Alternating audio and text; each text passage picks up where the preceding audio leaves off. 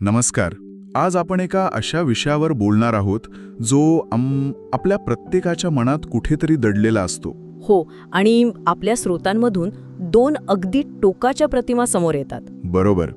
विचार करा, एकीकडे कोण आहे तर हिमालयात बसलेला एक साधक, जगापासून पूर्णपणे दूर. सर्व सुखांचा त्याग करून स्वतःला कष्ट देत काहीतरी शोधतोय. आणि दुसरीकडे आहे शहरात राहणारी एक व्यक्ती, जिच्याकडे गाडी, बंगला, पैसा म्हणजे सगळं काही आहे. पण आतून एक प्रकारची पोकळी आहे, एक रिकामापण. अगदी. आणि गंमत म्हणजे समाज आपल्याला नकळतपणे ह्याच दोन पर्यायांमध्ये अडकवतो. हो, जणू काही जीवनाची निवड फक्त याच दोन रस्त्यांपुरती मर्यादित आहे.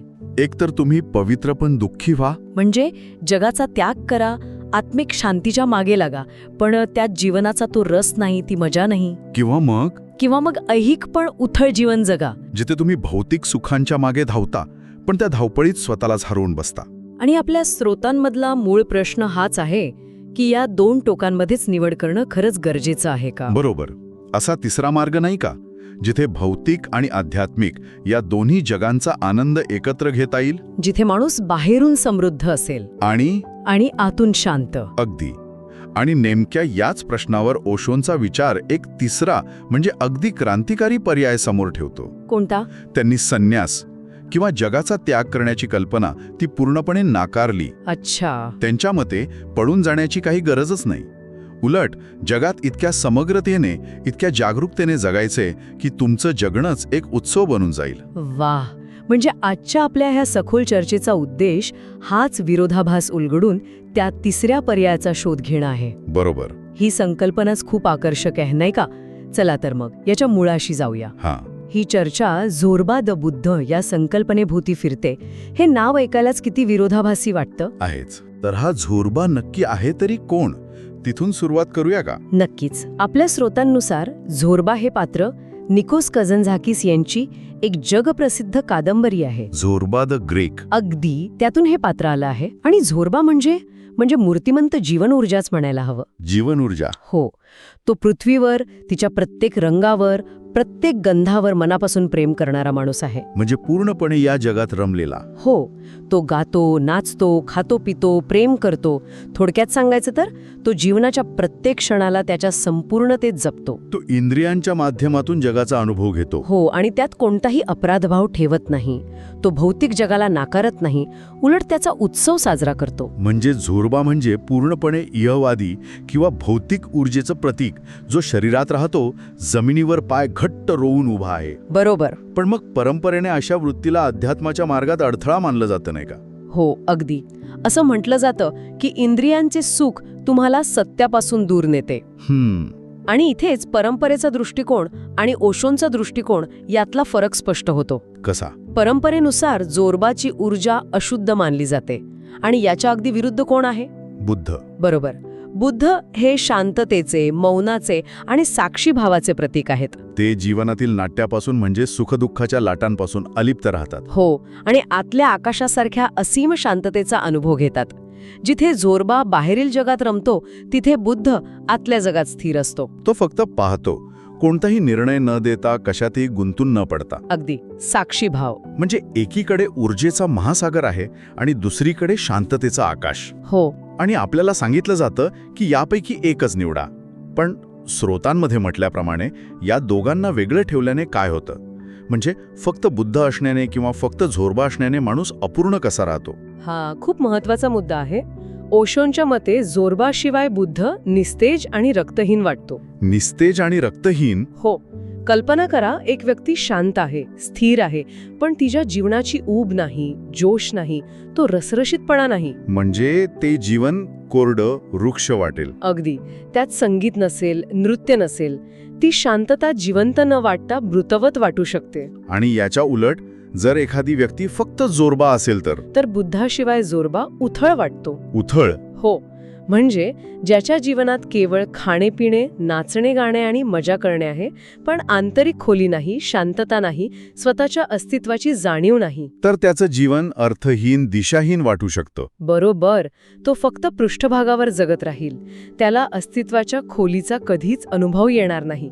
त्यामुळे एकाला निवडणे म्हणजे अपूर्ण राहणे. आणि इथेच नवीन माणसाची म्हणजे द न्यू मॅन ही संकल्पना जन्माला येते. ही मला खूपच आकर्षक वाटली. असा माणूस ज्याचे पाय जमिनीवर घट्ट रोवलेले आहेत, पण त्याचे डोके ताऱ्यांमध्ये आहे. किती सुंदर प्रतिमा आहे ही. आहे, पण ही थोडी आदर्शवादी वाटत नाही का? म्हणजे एकाच वेळी जमिनीवर आणि ताऱ्यांमध्ये असणं हे रोजच्या धावपळीच्या जीवनात खरंच शक्य आहे, की ही केवळ एक सुंदर कल्पना आहे? हा प्रश्न खूप स्वाभाविक आहे. ही प्रतिमा आदर्शवादी वाटू शकते, पण ती अशक्य नाही. अच्छा. पाय जमिनीवर असणे म्हणजे काय? तर जोरबासारखं वास्तवात जगणे, आपल्या भावना, आपलं शरीर, नाती, काम या सगळ्याला स्वीकारणे. त्यापासून पळून न जाणे. हो, भौतिक जगाचा, निसर्गाचा आनंद घेणे. पण त्याच वेळी डोके ताऱ्यांमध्ये असणे म्हणजे बुद्धासारखी सजगता ठेवणे.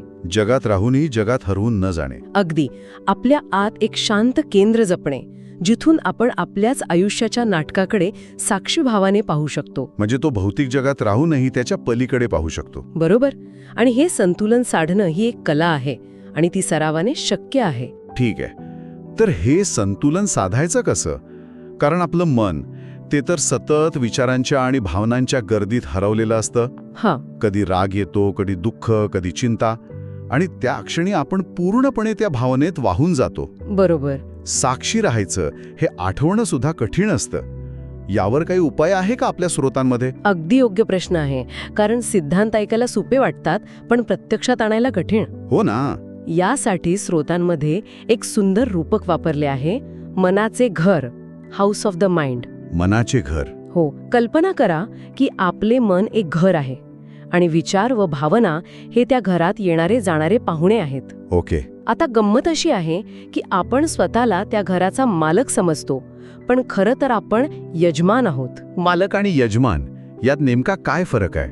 हा दृष्टिकोनच खूप वेगळा आहे. मालक घराला आणि त्यातल्या वस्तूंना चिकटून असतो. तो प्रत्येक गोष्टीवर नियंत्रण ठेवू पाहतो. त्याला न आवडणारे पाहुणे आले की तो अस्वस्थ होतो, त्यांना बाहेर काढण्याचा प्रयत्न करतो, त्यांच्याशी भांडतो. आणि यजमान? या उलट यजमान आलेल्या प्रत्येक पाहुण्याचं स्वागत करतो. तो चांगला असो वा वाईट, तो जाणतो की पाहुणे काही काळासाठी आले आहेत आणि ते निघून जातील. अच्छा. तो त्यांच्याशी भांडत नाही किंवा त्यांना कायमचे थांबवूनही ठेवत नाही. म्हणजे जर आपण स्वतःला मनाच्या घराचे यजमान समजलो, तर राग, द्वेष, प्रेम, आनंद हे सगळे विचार आणि भावना पाहुण्यांसारखे येतील आणि जातील. आणि आपण फक्त त्यांना पाहू, त्यांच्यासाठी जागा देऊ आणि त्यांना जाऊ देऊ. अगदी. ही कल्पना खूप शक्तिशाली आहे, पण काही पाहुणे खूप चिकट असतात. ते जायचं नावच घेत नाहीत. हो, बरोबर. जसे की चिंतेचा विचार किंवा एखादी जुनी वाईट आठवण, ते दारावरच अडून बसतात. मग अशा वेळी यजमानाने काय करायचं? खूप छान प्रश्न आहे हा. आणि अशा वेळी सुद्धा यजमानाची भूमिका बदलायची नाही. म्हणजे जर तुम्ही त्या चिकट पाहुण्याला जबरदस्तीने बाहेर ढकलायला लागलात तर तो आणखी जोर लावेल. त्याला जितका विरोध कराल तितका तो शक्तिशाली होईल. अच्छा. या उलट तुम्ही त्यालाही स्वीकारा. त्याला म्हणा, ठीक आहे, तू आलायस, बस इथे, मला माझं काम करू दे. म्हणजे त्याच्याकडे दुर्लक्ष करायचं? दुर्लक्ष नाही, तर त्याच्याशी संघर्ष करायचा नाही. तुम्ही त्याच्याकडे लक्ष देणे बंद करता, त्याच्याशी संवाद साधणे बंद करता, तेव्हा त्याची शक्ती हळूहळू कमी होते आणि तो कंटाळून निघून जातो. बरोबर. यालाच साक्षीभाव किंवा अलिप्त जागरूकता, डिटॅच्ड अवेअरनेस म्हणतात. तुम्ही त्या विचारात किंवा भावनेत गुंतत नाही, फक्त त्याला पाहता. म्हणजे रागाच्या क्षणी राग न बनता त्या रागाला दरीतून जाणाऱ्या वादळासारखे पाहायचे. हा राग माझ्या आत आला आहे आणि तो निघूनही जाईल या भावनेले फक्त त्याला पाहायचं. अगदी. हे आजच्या तणावपूर्ण जीवनासाठी खूपच उपयुक्त आहे. पण खरं सांगायचं तर फक्त शांत बसून हे सगळं पाहणं आधुनिक माणसाला खूप कठीण जातं. पण इथे दिसतं. ते काय? ते म्हणतात की आधुनिक माणूस इतका दाबलेला, इतका दडपलेला आहे की तो थेट शांत होऊच शकत नाही. अच्छा. त्याच्या आत इतकी बेचैनी, इतका राग, इतकं दुःख साचलं आहे की तुम्ही त्याला शांत बसायला सांगितलात तर तो आतल्या आत उकळत राहील. बरोबर. म्हणून स्रोतांमध्ये एक अतिशय व्यावहारिक उपाय सांगितला आहे. तो म्हणजे कॅथार्सिस. कॅथार्सिस म्हणजे भावविरेचन. हो. म्हणजे आधी आत साचलेली घाण, ती ऊर्जा बाहेर काढणं गरजेचं आहे. हे थोडं विचित्र नाही वाटत? शांत होण्यासाठी आधी अशांत व्हायचं? हो. वरवर पाहता ते विचित्र वाटू शकतं, पण त्याची लॉजिक म्हणजे त्याचा तर्क खूप सरळ आहे. कसा? समजा एक बाटली गॅसने पूर्ण भरलेली आहे आणि तुम्ही तिच्यावर दाब देऊन झाकण शांतपणे लावायचा प्रयत्न करत आहात. नाही लागणार ते, शक्यच नाही. आधी थोडा गॅस बाहेर जाऊ द्यावा लागेल, मगच झाकण शांतपणे लागेल.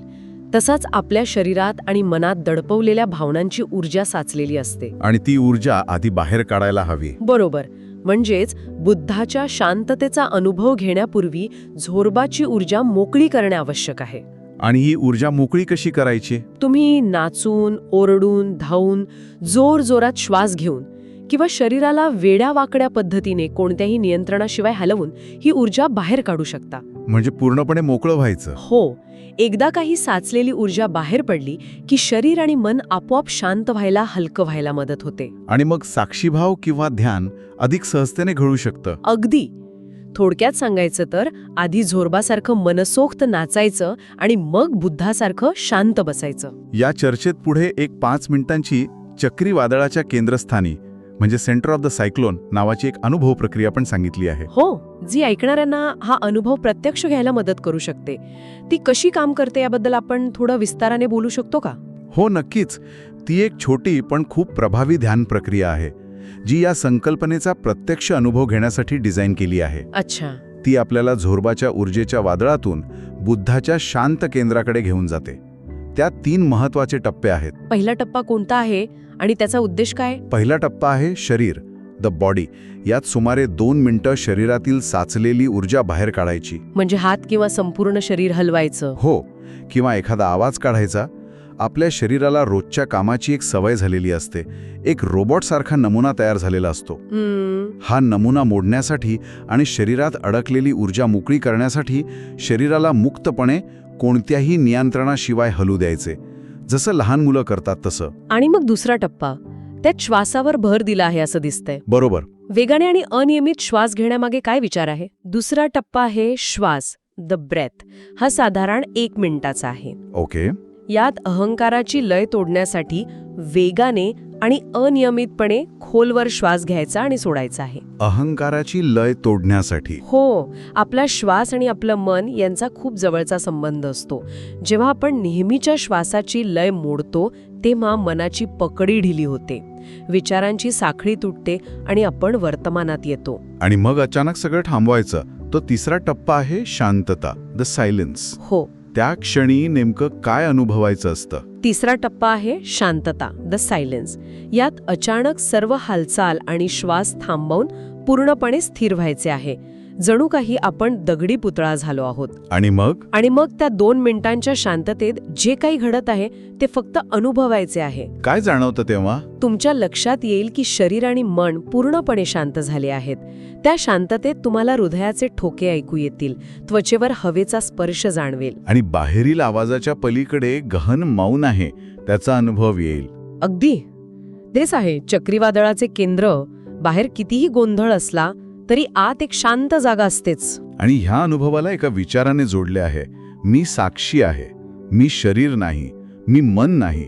हां. या वाक्याचं त्या अनुभवाच्या क्षणी काय महत्व आहे? जर आपण याला मोठ्या चित्राशी जोडून पाहिलं तर हे विधान केवळ एक वाक्य नाही, ते साक्षी भावाच्या अवस्थेत स्थिर राहण्याचे एक साधन आहे, एक आठवण आहे. अच्छा. जेव्हा आपण त्या गहन शांततेत असतो तेव्हा आपल्याला स्पष्टपणे जाणवतं की आपण हे शरीर नाही, कारण शरीरातील संवेदनांना आपण पाहू शकतो. आणि आपण मनही नाही. बरोबर, कारण मनात येणाऱ्या जाणाऱ्या विचारांनाही आपण पाहू शकतो.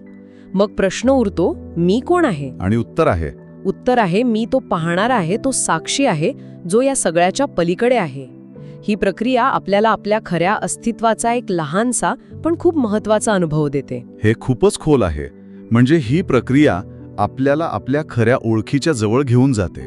हो. आणि जर आमच्या श्रोत्यांना असेच खोल आणि विचारप्रवर्तक विषय आवडत असतील तर त्यांनी आमच्या चॅनलला सबस्क्राईब करायला हवं. नक्कीच. जेणेकरून अशा चर्चा त्यांच्यापर्यंत पोहोचत राहतील. हो, कारण अशा चर्चा आपल्याला दैनंदिन जीवनातील धावपळीच्या पलीकडे पाहण्यास आणि जीवनाला एका नव्या दृष्टिकोनातून बघण्यास मदत करतात. तर आजच्या चर्चेतून मला एक महत्त्वाचा संदेश मिळाला की अध्यात्म ही कोणतीही गंभीर, उदास किंवा जीवनापासून पळून जाणारी गोष्ट नाही. नाही, अजिबात नाही. तर ती एक खेळकर वृत्ती आहे. आपल्याला दुखी किंवा जगापासून तुटलेले असण्याची गरज नाही. अगदी. आपण हसत, खेळत, नाचत गात जीवनाचा पुरेपूर आनंद घेत सुद्धा आत्मिक उंची गाठू शकतो. अगदी बरोबर. आणि म्हणूनच या श्रोत्यांसाठी एक साप्ताहिक आव्हानही दिले आहे. आव्हान काय आहे ते मला ऐकायला आवडेल. ते खूपच रंजक आणि व्यावहारिक आहे. आव्हान असं आहे की या आठवड्यात कोणतीही एक जोरबा वृत्तीची गोष्ट करायची. उदाहरणार्थ आपला सर्वात आवडता पदार्थ खाणे, किंवा एकट्याने आपल्या आवडत्या गाण्यावर मनापासून नाचणे, किंवा निसर्गात फिरायला जाणे. ओके, पण यात आव्हान काय आहे? अट अशी आहे की ती गोष्ट पूर्ण बुद्ध वृत्तीच्या जागरूकतेने करायची. बुद्ध वृत्तीच्या जागरूकतेने म्हणजे थोडं अजून स्पष्ट कराल का? म्हणजे समजा तुम्ही आईस्क्रीम खात आहात, तर त्यावेळी फक्त आणि फक्त आईस्क्रीम खायचं. मोबाईल नाही, टीव्ही नाही, काही नाही, डोक्यात कसलाही विचार नाही. त्या आईस्क्रीमचा थंडगार स्पर्श, त्याची गोडी, त्याचा पोत, प्रत्येक घास पूर्ण जागरूकतेने, साक्षीभावाने अनुभवायचा. आणि जर नाचत असाल तर? जर तुम्ही नाचत असाल तर शरीराच्या प्रत्येक हालचालीबद्दल, संगीताच्या प्रत्येक तालावर शरीर कसं प्रतिसाद देतंय याबद्दल पूर्णपणे सजग राहायचं. ही कल्पनाच किती सुंदर आहे. यातूनच झोरबा आणि बुद्ध यांचा संगम आपल्या रोजच्या छोट्या छोट्या गोष्टींमध्ये साधला जातो. हो, आनंद आणि जागरूकता एकत्र येतात. तुम्ही भौतिक गोष्टींचा आनंदही घेता आणि त्याच वेळी तुम्ही आतून शांत आणि उपस्थित असता. नेमका हाच मुद्दा आहे. अध्यात्म म्हणजे काहीतरी वेगळं दिवसातला 1 तास काढण्यासारखं नाही. ते तुमच्या प्रत्येक कृतीत उतरलं पाहिजे.